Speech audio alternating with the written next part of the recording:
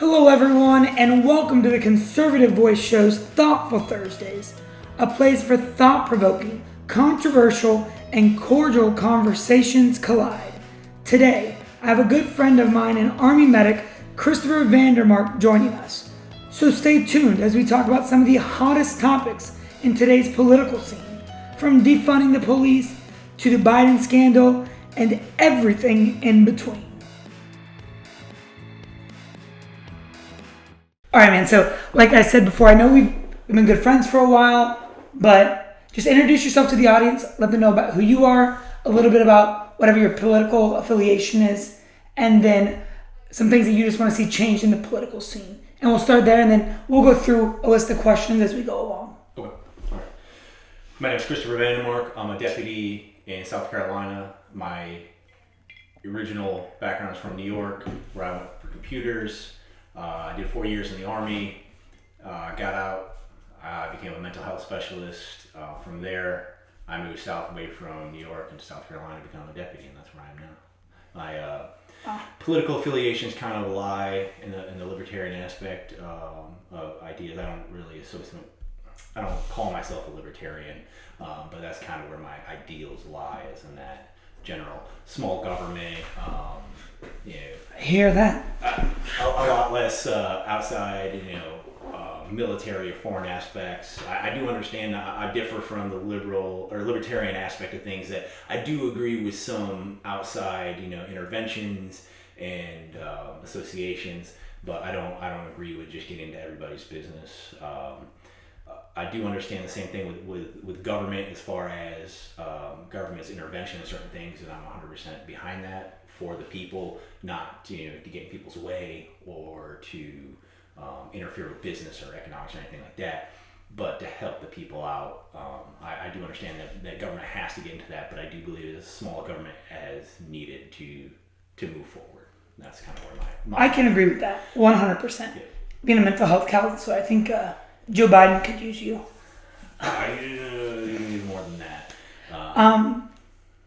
With being, or at least somewhat affiliating yourself with the Libertarian Party, what are your thoughts on the current race in our two candidates? So, as far as policies go, I side more with Trump on a lot of aspects on what he wants to do as far as his overall things. I don't really like Biden's approach to most things, and especially now you can't really tell what his political policies are. Especially when he's sitting there telling us as the American people that we don't deserve to know what his policies are until he's elected. Well, and that is the thing, is wait till after the election type thing doesn't work for me. And I don't agree with that from either side. I don't care what party you are. Is the fact is that you should tell us what your policies are, what you're trying to go forward with. We as people, we should know that. You should never say, "Well, vote me in and then we'll see." I mean, that's me going to a girl in the bar and being like, "Well, date me and then you'll see what kind of guy I am." Just no, you got to find out. Well, that doesn't work for you. It doesn't work for me. I'm not that pretty, so you gotta tell us why we want to vote for you. We want change. Everybody wants change. We want change for the better, of course. But we need to know why. Sadly, with the two currents, and it's not even just the two candidates, but the political parties themselves, and it's developed into this back and forth bipartisan fight, really. And who's the bad guy and who's the good guy. Well, I don't care who's the bad or good guy. It's really who's going to progress America forward in the most positive way. And that's. With that being said, I guess I'll ask you a question: is that if you were a Republican or a Democrat, and if you aligned with one of them, would you cross party lines to vote for the other if you believe they were the best candidate for America? Of course. You would. So if you were a Republican, you would vote for a Democrat if you believe the Democrat posed better. Okay. Yeah, because to me, the party affiliation is just a name. That is all it is to me. I'm an originalist, and I believe in the government and how it should be run. I don't like to set myself up with a certain party or a certain nomination. It's who is the best person, who has the best ideas for this country, who can put in policies and lead this country forward into a better America. And it's not, I'm a Democrat, I'm a Republican, I'm a liberal, I'm a conservative. It's none of that. It's these are my views, and I want to progress forward in a better way. That's how I view it, and that's why I would totally, if we had a good Democratic, person, I would go Democrat. I side right now more the Republican side. But unfortunately, we don't have a good Democrat currently. So. I don't believe so at all. I really don't. I mean, whether you're talking about Biden or Harris, I don't believe that's effective for America in a positive change or a positive motion. I can agree with that. Did you watch the first presidential debate? I did. And your thoughts? For lack of a better word, it was a cluster. Overall, it was a shit show, dude. It was. It was an absolute shit show. And it was the candidates. It was both candidates, and it was the moderator. And the moderator was really terrible. As Trump would say, he was terrible. Probably maybe the worst ever. Probably the worst terrible ever. Like Chris Wallace was absolutely terrible. I agree. It was very. I think it started out okay, and I think it really did start out as a kind of a. I don't want to say non-biased, but it did start out fairly equal, and it really did progress away from that. Yeah. I think you could definitely see the progression that Chris Wallace made as becoming a moderator of the debate rather than a member of the debate. And President Trump himself even goes there and he's like, oh, well, I guess I'm debating you now. That's okay. Yeah, like he made that statement. And before we even go farther, I'm not a quote-unquote Trump supporter. He is my president. I support him 100%. I think he's the best candidate for that now. And he's got great policies. I agree with a lot of things he does. I disagree with a lot of things he's done. So, it's not me coming out here as a quote-unquote, I'm a Trump supporter, all this stuff. I support who I think the best candidate is, and I believe he is the best candidate, especially out of the two. He is willing, obviously he is over-verbal sometimes, but he is at least willing to tell you what's on his mind. And the opposite side is Biden won't tell you anything. Most of the times he featherfoots around things, and, I want to know what your policies are. I don't want to say, hey, wait until you elect me to tell me your policies, or, tell me directly what's going on. That's why, Trump does get in trouble, obviously. In the debate, that was kind of the issue, is the fact that he was just hammering things, and, it wasn't, as equal as the talking points go, but he did get the raw end of the deal because the moderator didn't take control. He didn't take initiative to stop and really make it even. With talking about the debates, with the second and final debate about, I think we're sitting at about 25 hours away. What would you like to see from both candidates? Not just one or the other, but what would you like to see going into tomorrow's debate?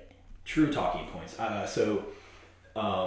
I do, and I know a lot of people don't like the idea where you're stopping, somebody's mic and starting another mic. I actually do kind of like that idea, but my issue is I want true talking points for a longer period of time than 2 minutes, because you can't explain a complicated policy, to run an entire country in 2 minutes. You need far more time than that. I would like 10 minutes per talking point per person, and I would like uninterrupted.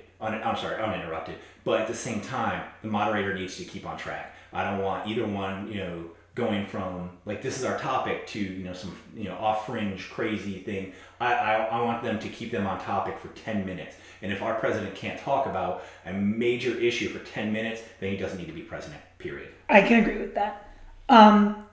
In regards to topics, we know police reform is a huge hot button item in America currently. Seeing that people on the left believe in the defund the police movement, and your mental health background, what is your actual thoughts? And I'm not just asking you, obviously, because of your law enforcement career, but obviously your mental health background, and I'm talking about bringing mental health professionals in to the law enforcement, like spectrum instead of, while defunding the police. What are your thoughts? Okay, so when I was a mental health counselor, I worked hand in hand with police. We did most of the time, we didn't need police to assess the situation, but there are times in a counselor, even a psychologist, someone even on that level, or a social worker, they can't handle a situation. They're not trained for it. They're not qualified for it. There are certain things that go beyond words. As law enforcement, we understand that, things go past the point where you can just talk somebody out of something. Whether that's a mental health issue or a drug-induced, state, there are certain points where you can't do that anymore. And I worked hand-in-hand with police. We had specialized police in that manner, which I feel is much more successful in progression with the mental health issue, is to have better trained police. it's not defunding the police, because then you're going to have less. The issue is quality and quantity. If you defund the police, you're going to have less. You're going to have less quantity. You're also going to have less quality. So you're going to get worse and fewer cops, which means you're going to have a rise in worse situations, like the ones that people try to portray.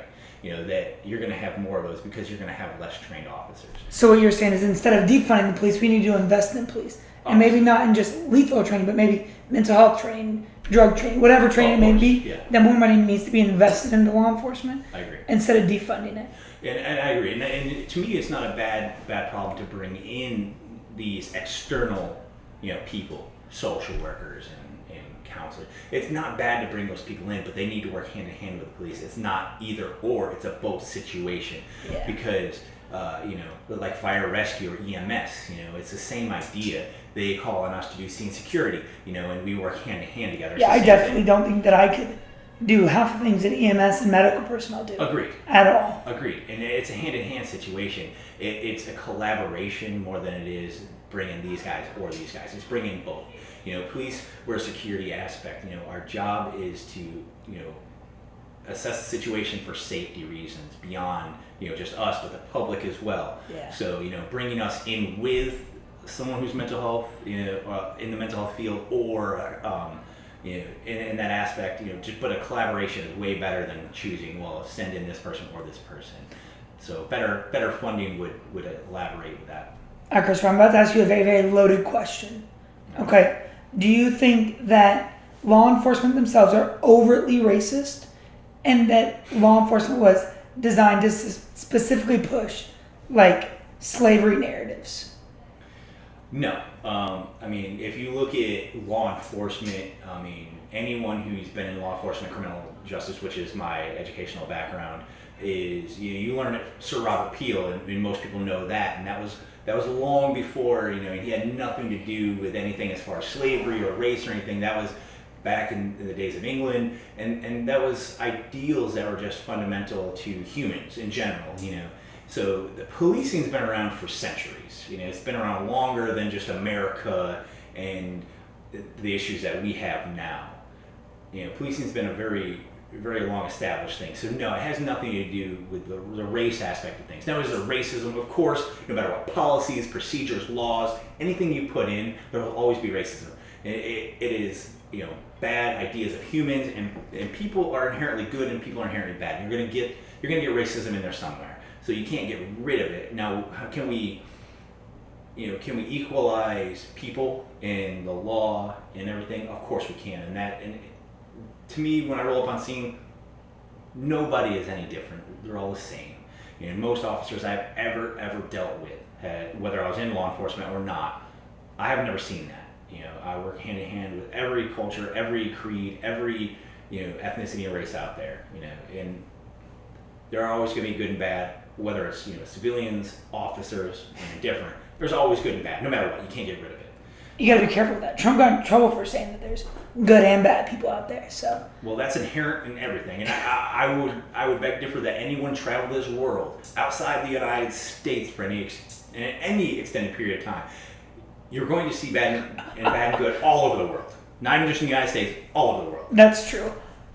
Speaking of what you just said, then where do you think America turned wrong, and how do we get to the place where we are now, where we have organizations like Antifa, Black Lives Matter, and even the alt-right groups that are on the opposite group side of that, white supremacist groups, to speak of the same, where now you have them rioting in the streets, specifically Antifa and BLM, over the facts that law enforcement are openly racist and are oppressing African and minority Americans.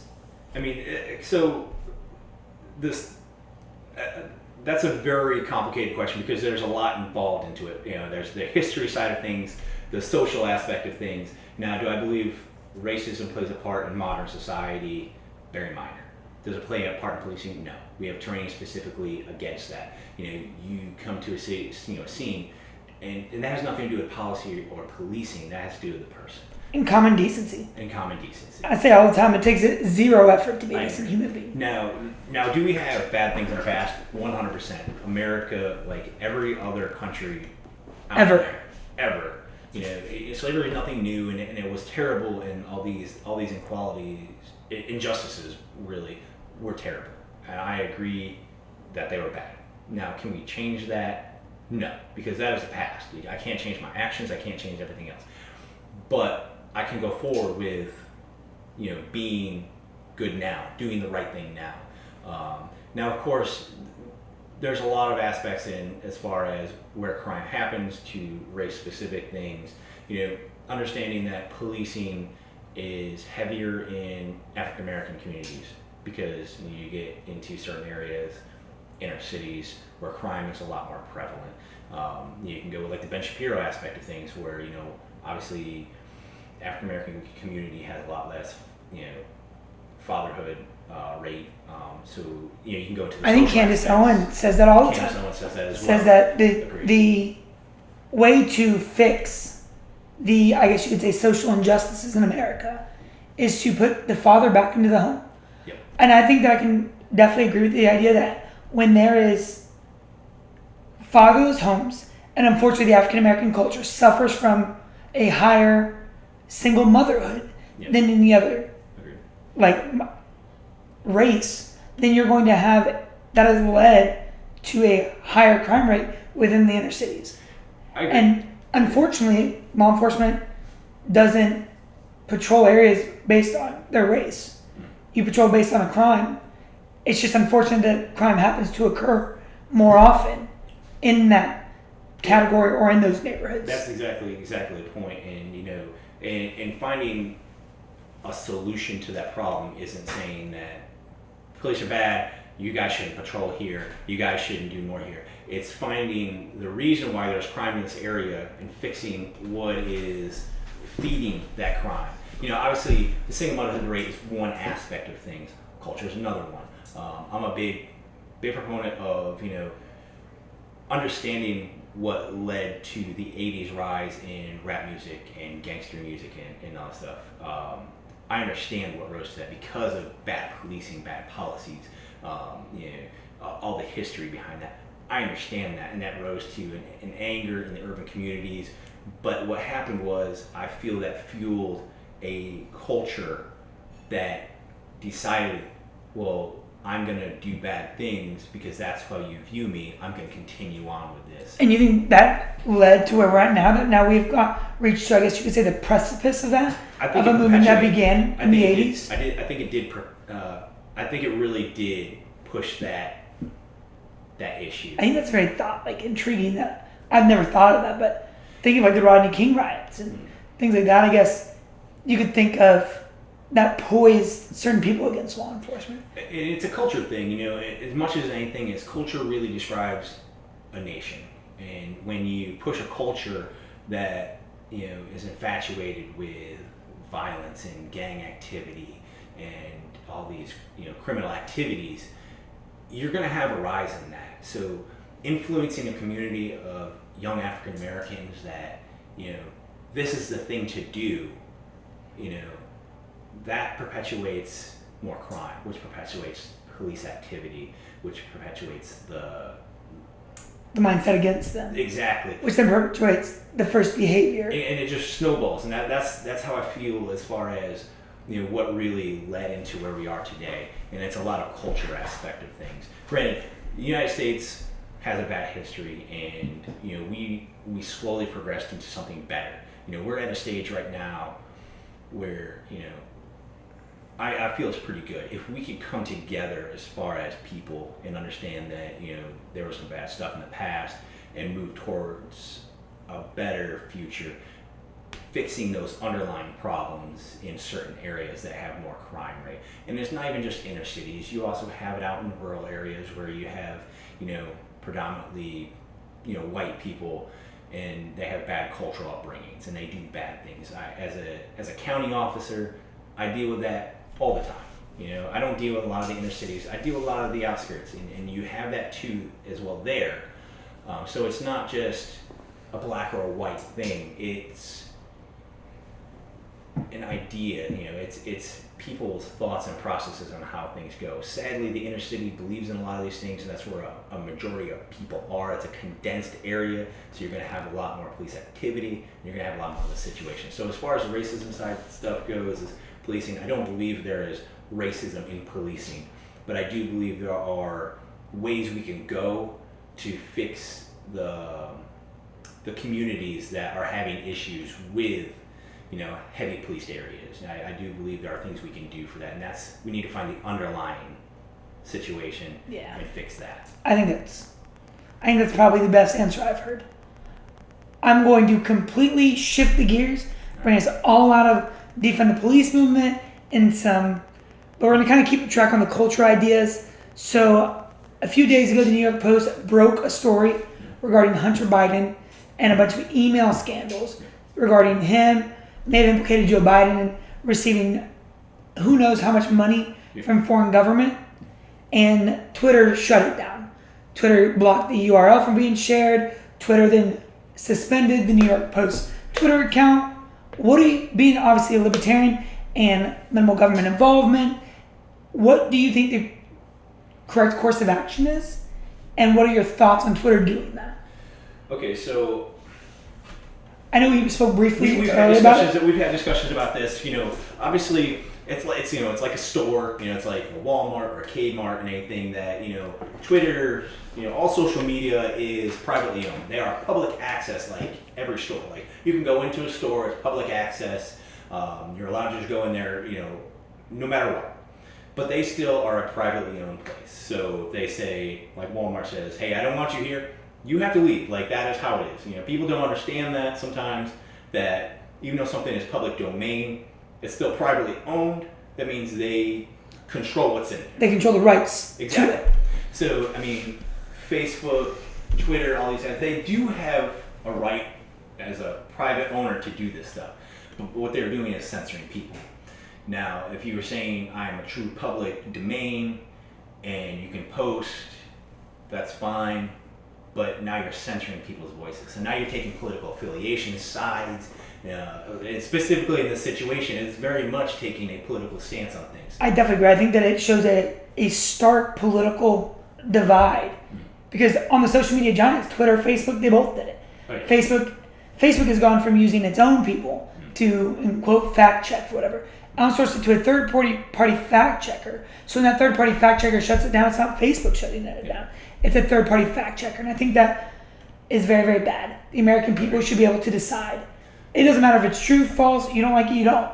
The American people are more than capable of deciding, unless you're Miss Senator Harris, who said that the American people are incapable of making decisions for themselves.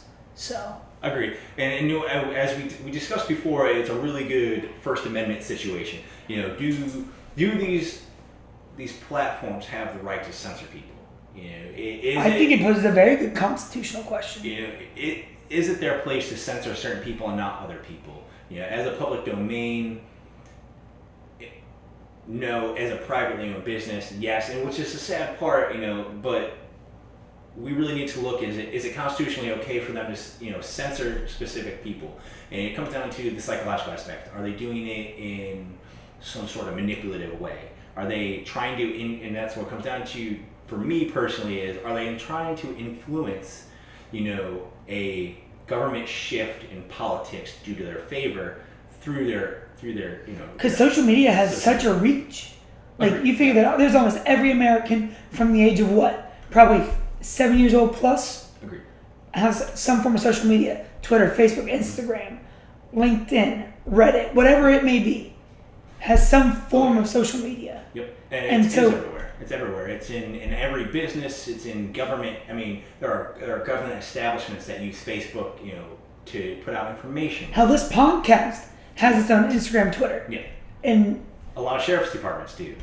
I think that it's crazy to think that a business would take such a stark alliance and then censor the American people. Because New York Post is not some low level like the Island Packet here or the Beaufort Gazette or somewhere. The New York Post has authority behind it and is a mainstream media platform where people go to read their news. Okay. And for a social media company to step in and completely shut down something, especially something so controversial, that could lead to huge ramifications for the country, me personally, I find that to be unacceptable. Especially on top of that, since they will post other things, openly. The whole situation with Donald Trump. Look, with the Steele dossier. Exactly. The Steele dossier had zero facts behind it. It was all from anonymous sources. Agreed. And they didn't censor that. That was all over. I think President Trump and the Russia collusion was on the mainstream media for 6 months. Headline news every single day. Yeah, and it was pushed, and that's my issue with this, is it silences things in a way that, to me, is if you're manipulative, if you're censoring things for a goal. Now you're party affiliated. You're really pushing towards a party, and that's not just free speech anymore. You're not just censoring free speech. You're doing it for political aspects of things. And political gain. Exactly, political gain, and that's a difference. And that's where I kind of have the issue about now. Is it free? Is it a free speech issue versus or a political affiliation issue? Are they doing it for certain gains? And that's where I have the issue with the whole situation. My question to you then is going to be, obviously with minor government involvement, I'm an originalist. I don't like government involvement. You know this. If I could put government back to dealing with foreign defense and foreign trade, I would do that and give everything else to the states. With that being said, what do you think the government's reaction should be, and how arching and reaching should their response be to the social media platforms? Okay, so, and I know we had topics or discussions about this before, and my problem is, as someone who believes that government needs to be real minimal, I don't want them to step in and involve. But if you're using your power to swing voting, to swing ideals, and again, it's that manipulative thing. It's not just throwing out there, here's my business and we kind of run it. There's a goal behind it, or an objective behind it. Now, government to me should step in and say, is this a free speech issue? Is there something we can do as far as not limiting the free speech of people? If you're targeting people, now see that comes down to a business targeting a specific set of people for their beliefs or values. That to me is unconstitutional. Businesses are not allowed to target people because of their beliefs and stuff like that. So I don't. Well, I think that it falls into a really common question about going. I don't know if you remember, maybe about a year or two ago, there was a Catholic bakery that refused to serve a homosexual couple because of their racial beliefs, and the government slammed them. Yep. Now you turn on this. The problem is that Constitution does not protect your political views. It does not protect your political views, but does some form of that same idea that we don't discriminate people for any reason hold true to the fact that you can't just censor an entire 50% of the population based on a political view because you don't like it. And my belief, if you're going to do that, turn your Twitter domain into a private domain and only allow either the left community, Democrats, whatever to be on that. Then you can censor whatever you want. That doesn't relate to the other 50% of the population. So the other side of this, as a mental health person, someone who loves psychology and loves that aspect, the idea behind social media is different in the whole idea between a concrete brick and mortar business. And brick and mortar business is sitting here, it's making you a product. If you want to come in, you can go to the blah blah. So, but that brick and mortar business isn't going into your direct life and feeding you information. So what the issue of this is, these social media platforms push specific information into what you're doing, into your phone, into your computer. That's the issue. It's a manipulation. It's putting out there the information that they want you to see, and the reason behind that is because they want you to think a certain way. That's the issue that I have. It's a manipulation aspect of things. It's these social media platforms put specific ads out there. Now, first of all, I look at a lot of Republican stuff. I don't look at a lot of Democratic, things. If my ads are based on Republican views, why do I get majority Democratic or liberal ads? That's true. My YouTube is full of Jamie Harrison, Joe Cunningham. In the state, It's all over Yep. my Facebook. I agree. All over my YouTube. So with talking about like manipulation and things like that, I think that rolling into our next topic, that the manipulation that is currently occurring in the Democratic Party regarding to the Supreme Court nominations is incredible.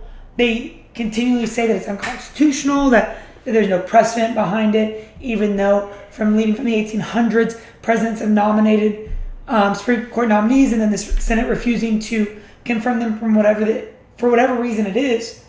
We're seeing the same thing now with Amy Coney Barrett's hearing, where the Democrats are saying, well, it's unconstitutional. Well, I knew Article 2, Section 2 of the Constitution says that it is the president's job. Yes. It's up to the Senate whether or not they want to confirm it. And I'm a firm believer that, well, as Obama said, there are consequences for losing an election.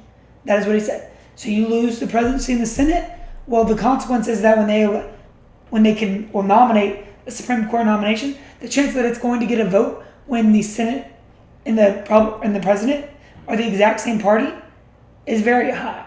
So with watching it, what are your thoughts on Amy Coney Barrett? Watching the hearings, watching her perform, watching her just be berated by Democratic senators, Cory Booker, Senator Feinstein, all of them just wailing into her. What are your thoughts on her? And then how do you think she's going to do for the Supreme Court?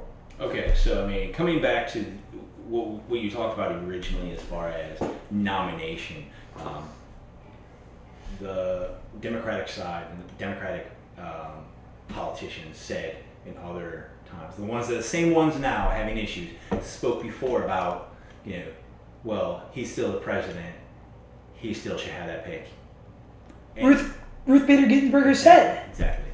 The idol, the notorious, she has her own hashtag. And notorious. She said that RGB. President. So and they were okay with it before, and why are they not okay with it now? Obviously because it's not their side. But I don't. But like I said, I don't care the side. The point is, he is our president. Up until he's not our president anymore. Period. That's just how it is. Up until the day he is removed from office and someone else takes, he is the president. And his job is to fill those constitutional duties till then. So if he doesn't fill those constitutional duties till the 3-year mark, till the next campaign begins. I agree. So if he wants to do it now, if he wants to wait and give it the time, that's his choice. That's his choice. That's period. That's just how the system. How our republic has worked. If that's the case, and that means the last what month are we in 10? That means the last 10 months and all the COVID issues aren't technically his fault because he's not the president anymore. Agreed. Coming to your question about it is, it shouldn't matter to either side. It does matter because we've obviously seen from the Democratic Party that they do want to pack the courts. It's been a hot topic. We're actually going to get to that. That court packing is actually going to be my next question for you. All right. So coming back to it, the reason it should matter because she isn't original. She believes in reading the law for what it is. She doesn't believe in, her affiliations, her beliefs. She believes in reading the law, interpreting what it means, and then establishing that into the modern day. I love that. As someone who doesn't like party affiliation, that to me is the fundamental of the judicial branch. It's not taking this side or this side. It's saying, this is what the law says. This is what it was meant for, and this is what it means. Well, that's a problem that the Republicans have faced for many years, extending way back probably, I'd say a decade before Roe v. Wade was passed. So we're going to go on a history lesson real quick. I'm going to go on a quick tangent because this actually really upsets me. You go on a tangent, I'm going to have a drink. Hey, well, unfortunately, I drank on mine. Okay. You did all the talking. Then you need to go on a tangent. You did all the talking. So about a decade before Roe v. Wade, the left and the Democratic Party and legislature, when they have been unable to pass legislation because the Supreme Court has swung on the liberal side for the last probably 20 years or so, that they use the Supreme Court as an extension of their legislative arm. So Roe v. Wade, they could not get it to pass the House. They took it to the Supreme Court said yes, and they effectively legislated from the bench. They created a law from the bench, where the Supreme Court's not supposed to do that. The Supreme Court's job, at least since 1803, since the repeal of the Judicial Act 1789, and that gave them judicial review, their job is to review the legality and the constitutionality of the laws, and then decide on certain factors regarding the way that the law is interpreted. So fast forward to now, Amy Coney Barrett threatens that.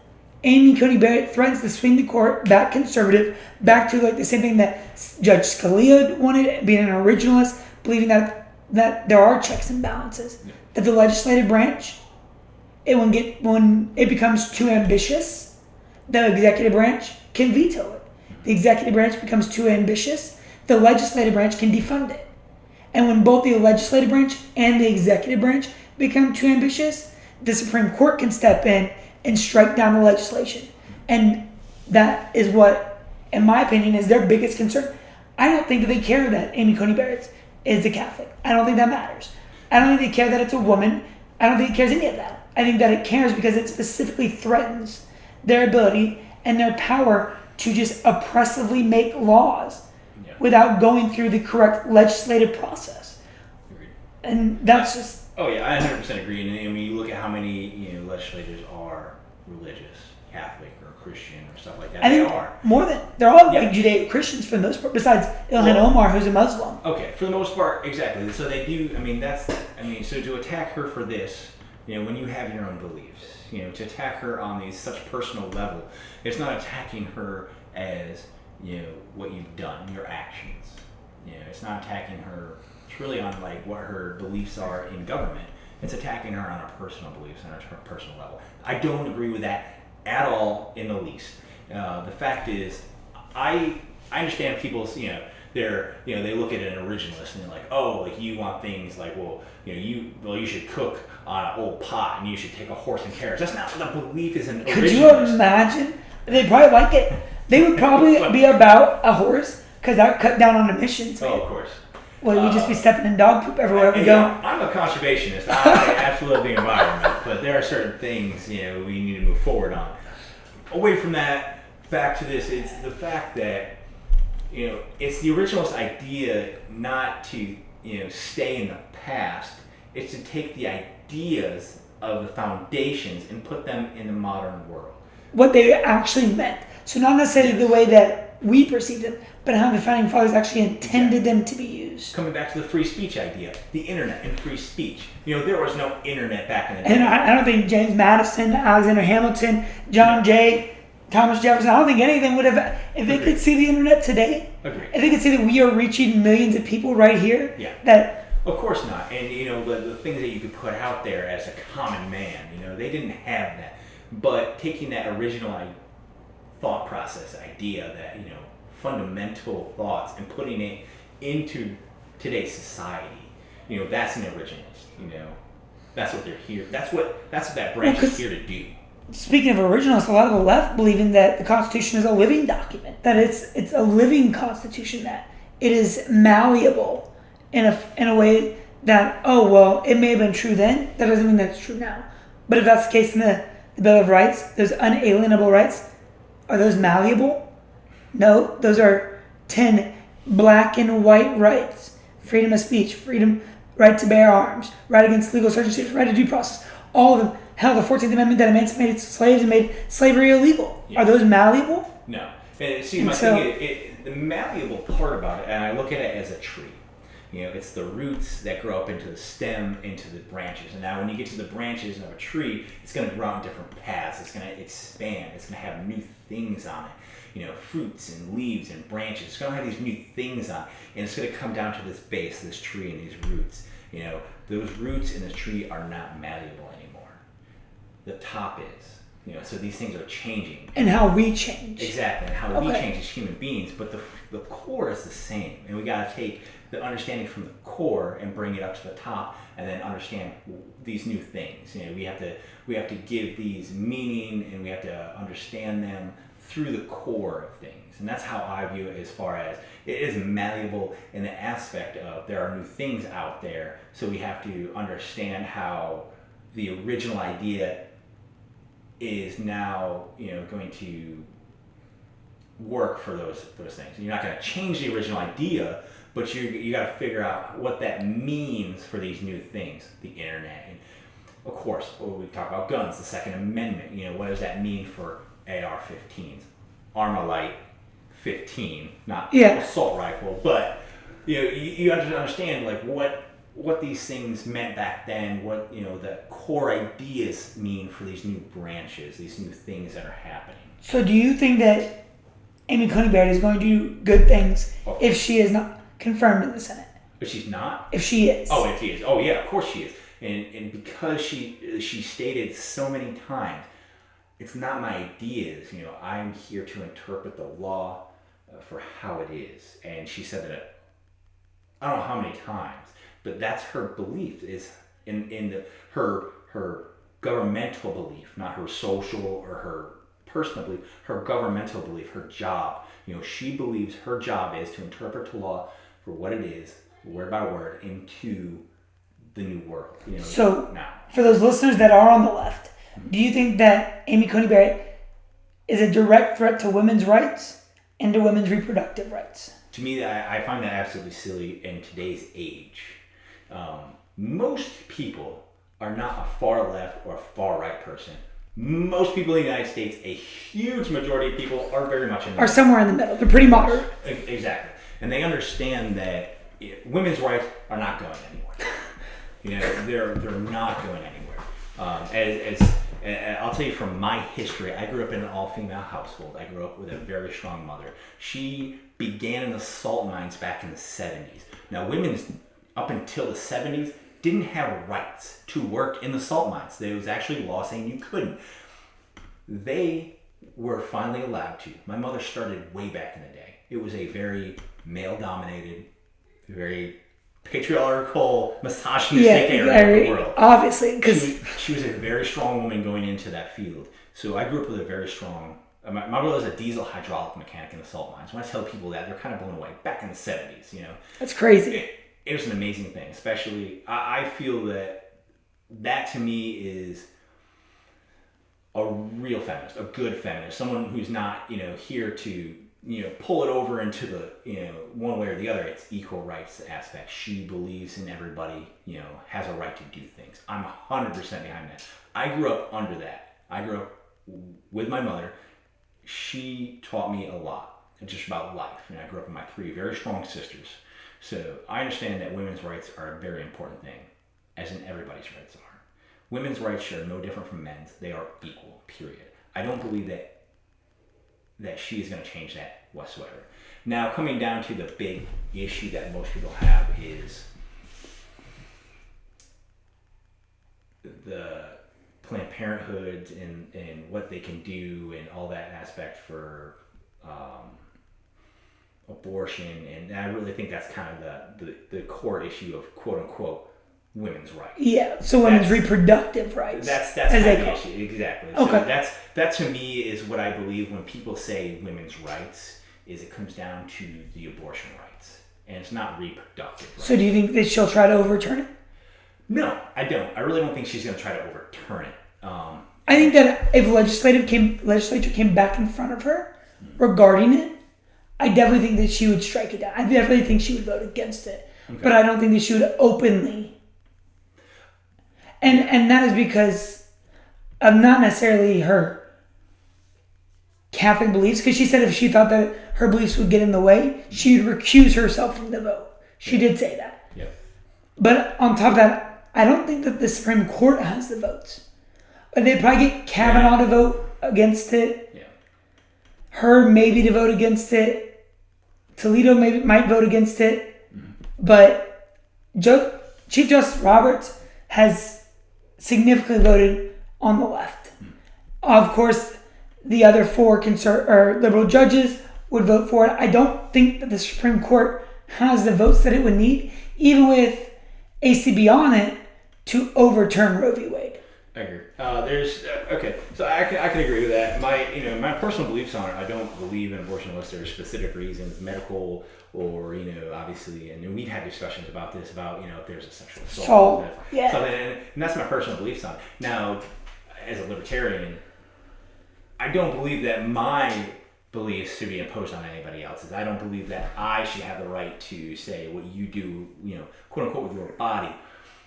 Now the discussion needs to come down to what is your body and what is someone else's body. Now, is this, quote unquote, an appendage of yours, or is it truly another functional human being? See, now that comes down to my issue. So if that's the case, it's definitely another living human being. And so we even have legislature for this, specifically if and so especially, it's state by state basis, but so if a man or human, if there's one human that shoots a pregnant lady, knowing she's pregnant, kills both her and the child, they can be charged for that. So why can you be charged for that, but she can have an abortion on the child and not be charged for it? So there's these legal situations that arise that kind of support the pro-life movement. Yes, and I am pro-life to a certain point. I was about to ask you pro-life or pro-choice? I'm actually both, to be honest with you, and it's the fact that I am pro-life personally. Like within reason, of course, but I am choice in the aspect of I can't choose what you do with your body. And that's, to me, is kind of an inner battle that I always have with myself. My personal, would I do that? Yeah. But what should you do? And I think that goes just back to your libertarian roots. That yes, kind of like you're not really hurting me, and I guess you're not really hurting anybody else. But is it right? But is it wrong? Yeah. Should the government be involved in that, or should it not be involved in that? It's a huge battle for me, and of course, I will say no to late term abortions. Period. Yeah. I don't believe in it.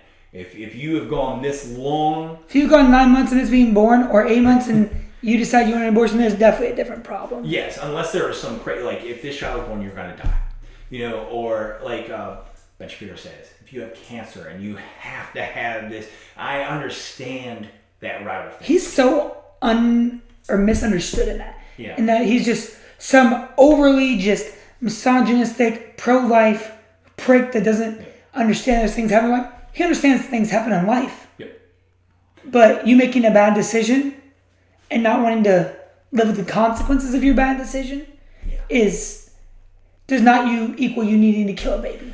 And there are other paths that especially nowadays, as far as adoptions and stuff like that. There's other things that can be involved in this situation to try to save us from diving down that rabbit hole. Because you and I, we sit here and talk about this all day. I want to get to some big thing, another big ticket item of Joe Biden of court packing. So he's been asked in Arizona. He told people that he would not answer whether he packed the court or not. He's told reporters time and time again that American people didn't deserve to know his answer. He refused to answer the question on the stage of the first debate. So what are your thoughts on that?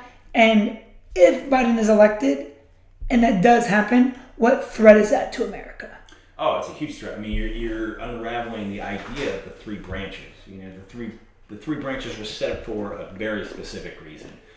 The judicial branch, like we've talked about through the Amy Bear thing, is supposed to be a interpretation purely. Its idea is that purely is supposed to interpret what the law means and from what it says to what it means and apply that into legislation, not imply legislation from laws. Basically, and it sounds kind of redundant, but it's not using the court to make law.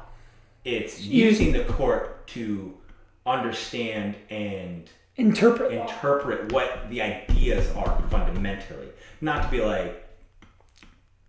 this is what we want it to mean, what it meant, core values back when it was made, and then put it towards today. So do you think if Joe Biden's elected, he'll pack the court? Of course. And that's not because of Joe Biden, that's because of his political affiliations. And it's a time again. And I'm a firm believer Joe Biden cannot handle his radical left. He is not strong enough to stand up and oppose the radical left. Hell, he wouldn't even denounce Antifa. He wouldn't even announce or accept the existence or acknowledge the existence of BLM and Antifa. And to think that he's capable of standing up to the radical left and the idea of packing the court, Okay, so I mean, if you want to be honest with it, Joe Biden is a shell. To me, he's a shell. That's why he can't handle it, because I killed me that I'm moderate. I am the Democratic Party. He really is the Democratic Party. He himself is not, but he is the shell for them. They are. He's like a vestige. Exactly. He's a vessel of all these other people. You know, I mean, he is, you know, the person there, but he's not the one making the decisions. It is everybody behind him making those decisions. And truly, he was right that he is the Democratic Party, but not in the way I almost choked on my whiskey after when he said that. Yes, not in the way he thinks that, but he is the Democratic Party because he's just there as a front man. Yeah, he is definitely just a vestige, and I think they chose him. Oh. So when you think of like all the people whether you had Joe Biden, Pete Buttigieg, Kamala Harris, for instance, all Elizabeth Warren, the slew of Democratic candidates that they had the choice to choose from, why did they choose Joe Biden? Because Joe Biden is meek. He's not capable of standing up against them. And they know that he's Sleepy Joe, for lack of better terms, and that they can use and manipulate him to get the votes. Because everyone's like, I'm moderate Joe. Here I am. You know me, I've been doing this for 47 years. Exactly. And so he's something that, I guess, a trustworthy face. For the moderates, that is just going to be manipulated, exacerbated by the radical left. Well, and it's more than, I mean, obviously it's the radical left, but you're talking about moderates who, you know, obviously, or, you know, fence line people who are thinking, well, you know, I don't want, you know, all the bad stuff said about the right side. I don't want that, so I'll vote for this guy. I don't think necessarily that the moderates are going to be the one using him. I think he pulls the moderate vote because of how he just portrays himself. I see that. But the radical left is going to use him, is what I'm saying. So they chose him because the radical left will be behind him just because he's a Democrat. Mm-hmm. And the moderates on the fence voters will vote for him, one, because he's boring. And we've had the last 4 years of reality TV in the White House. Okay. And, well, that's what they're betting on, is the fact that people are going to see that. They're going to, you know, obviously push the narrative like, you know, American people are tired. You don't want that. Come to me. Exactly. You know, I'm going to change. I'm going to make things, and it's really not setting policy forward. Like, this is my policy. This is what we're doing. It's, look at that guy. We want to make change. Well, show me what direction you're going in for that change. That's one thing. But you're not showing me the direction. You're just saying, that's a bad man over there. Vote for me because I'm a nice old man. That's really what it comes down to. Exactly. But, you know, in the aspect, you know, when you look at South Carolina, as far as we work, you know, you get these vulnerable adults. Basically, and my idea from our aspect, that is Joe Biden using a vulnerable adult to press your narrative, and he has shown time and time again that he's incapable. Well, Nancy Pelosi and who is also mentally failing.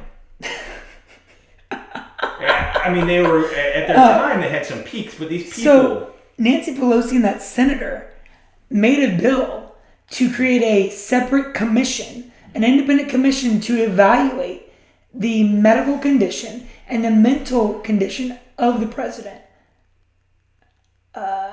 Unless you're expecting there to be a removal of Joe Biden in the next election, you're not making that for Trump. Trump's presidency is going to be, according to my watch, is going to be up before that commission even stands up. Yeah. So what are you preparing for here? Speaking of vulnerable adults. So I do believe, and I've thought about this before, is this a setup that that party doesn't believe that the American people would vote for Harris, but they believe they'll vote for Biden. And they use Biden as a Trojan horse to the American people. Yeah. Now, am I going to go out there and like throw that, you know, out to the wind and tell everybody in the world? No, but do I believe it? I think it's. I completely. A possibility. Well, there's all those conspiracy theories, and I'm not one of them. Yeah. But you've heard them talk about even Kamala Harris, the Harris and Biden campaign. Yeah.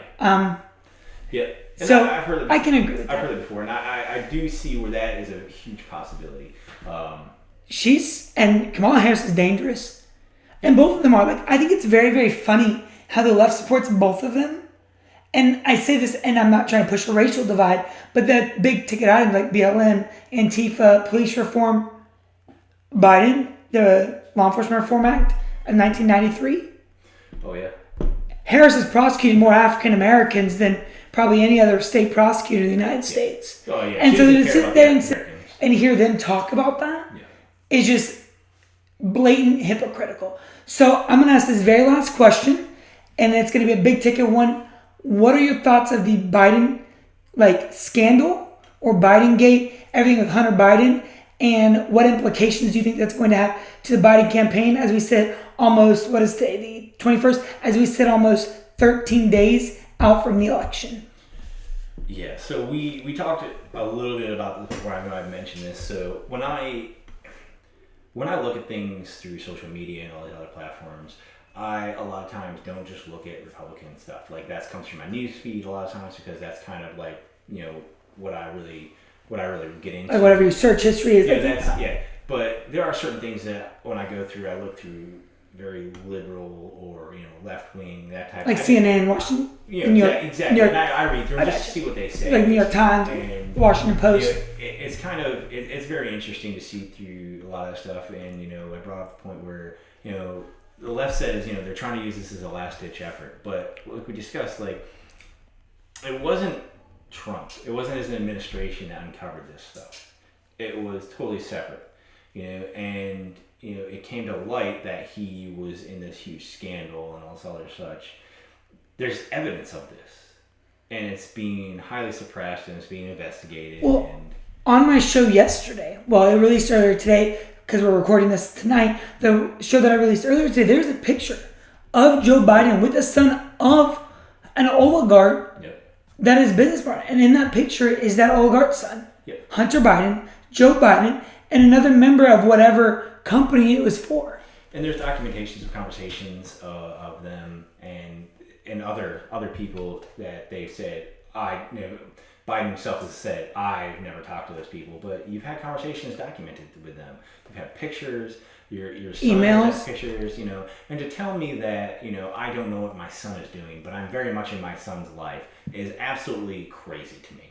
You're going to tell me that you're such a family man and you're involved with your son and all this stuff. And he goes and does all these things, these big things in his life that you have no idea about. That to me is an absolute lie. No one is that stupid to believe that. To tell me that is your son, that you believe so highly in your son and that you're so involved with his life and everything, but you don't know this stuff. That's silly. And the fact is, there's documented proof.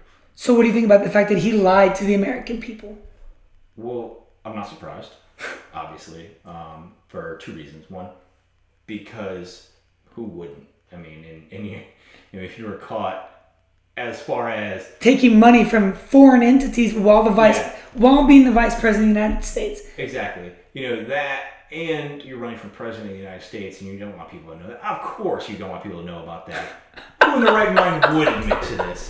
Oh yeah, I committed treason. Of course you're not going to admit to it. But you're pushing a narrative that is not real, and you're running for the highest single seat in the United States.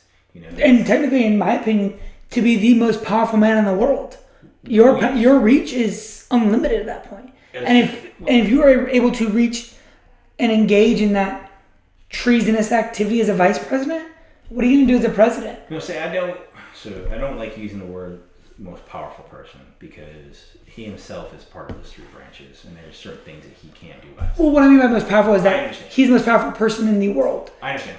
And I mean that by his influence on foreign countries, I can understand and foreign governments. I can very much understand that aspect. And I believe that the man should be in jail like most of the politicians out there. Even there are plenty of Republicans that have. I hear you on that one. Many of them. But there has been documented proof that he has committed treason, period. What implications do you think it's going to have for him? Do you think that it'll hurt his election potential? Well, of course it's going to hurt the election. That's hands down. But like the Clinton administration and all them, will it really hurt them? No. In the overall scheme of things that I would like to see? No. Because I would like to see real justice in the fact that, they do speak for their crimes. They will not. That should Probably never. They really won't because of the power that they hold, of course. But will it hurt the elections? Yes, of course. Like his election prospects. Oh, of course. Of course. We've already seen that. We've already seen the polls in about the last 3 days tighten tremendously. Biden was up almost 7 points on the 12th of this month. And a poll that came out on the 19th of this month, Trump is now up 1. That's an 8-point shift in less than 3 days. And it's going to hurt him severely. But that's not the only aspect that's going to hurt him. There's other things that we've talked about. And I really think the polls aren't conclusive to really what's going to happen. Now, am I an advocate for Trump? Not entirely. Do I believe that he should be the one of the two voted in? Hands down. Of course. Biden and that whole administration, that whole set of people are absolutely corrupt. Not only are they corrupt as politicians, they're corrupt as people. They really want the worst for America. They want control. Systematic decimation of our values and institutions. Exactly. They want that control. They want to change America to be able to control it far more than they already do.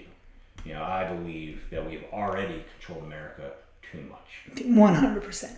Minimal government interaction, like I said at the beginning. We're moving back. Foreign trade, foreign defense, leave everything else to the states. Well, Christopher, it has been great having you on, as always. I appreciate being here. I can't wait to see what happens next, and then, well, I guess we'll find out what happens in the election from here. All right. So...